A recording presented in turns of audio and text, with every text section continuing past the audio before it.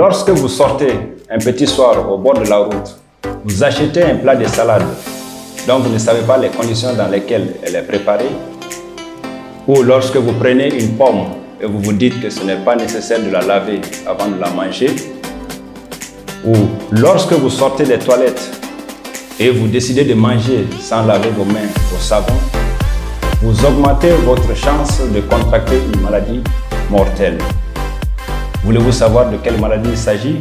Alors restez connectés.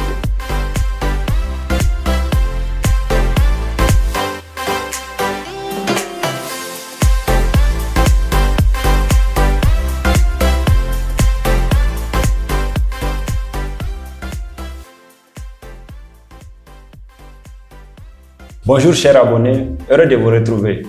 Alors aujourd'hui, je vais vous parler de la fièvre typhoïde. Cette maladie infectieuse potentiellement mortelle due à la bactérie du nom de Salmonella typhi. Elle se propage fréquemment à travers l'eau et les aliments contaminés.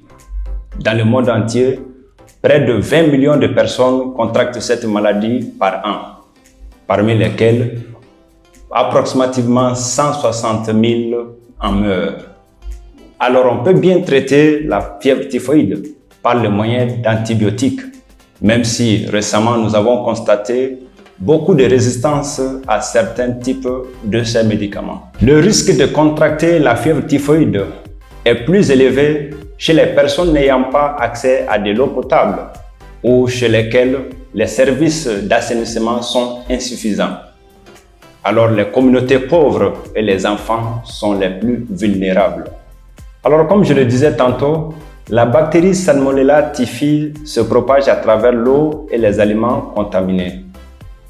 Les personnes infectées excrètent cette bactérie à travers leurs selles et très peu à travers leurs urines. Alors lorsque les mesures d'hygiène ne sont pas respectées au moment de la préparation des aliments, ceux-ci peuvent être contaminés par des fragments de sel ou d'urine.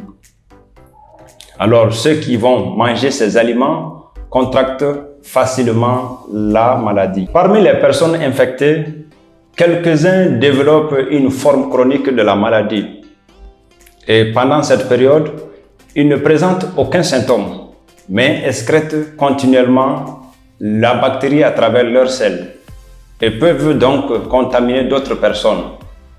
Et on appelle ces personnes des porteurs sains. La contamination des aliments ou des boissons par la bactérie Salmonella typhi peut se faire à travers l'intermédiaire des mains mal lavées à la sortie des toilettes.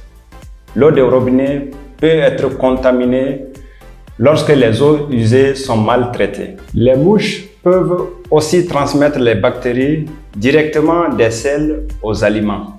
Alors comment se manifeste la fièvre typhoïde?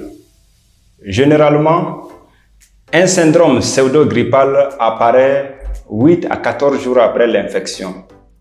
Puis, progressivement, apparaissent les symptômes de la fièvre typhoïde, à savoir une fièvre chronique, des maux de tête, un mal de gorge, des douleurs musculaires et articulaires, des douleurs abdominales, une toux sèche, une perte de l'appétit et, dans certains cas, une constipation ou même une diarrhée. Dans les cas les plus graves, la fièvre typhoïde entraîne des complications qui peuvent occasionner la mort du patient. Alors le diagnostic de la fièvre typhoïde est très simple. Il se fait à travers l'isolement de la bactérie Salmonella typhi dans un prélèvement de sang, d'urine ou de sel.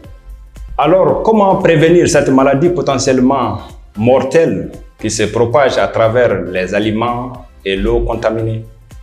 Il faut tout d'abord assurer un accès à l'eau potable pour toutes les populations, des services d'assainissement suffisants et veiller au respect strict des mesures d'hygiène pour les personnes qui manipulent les aliments.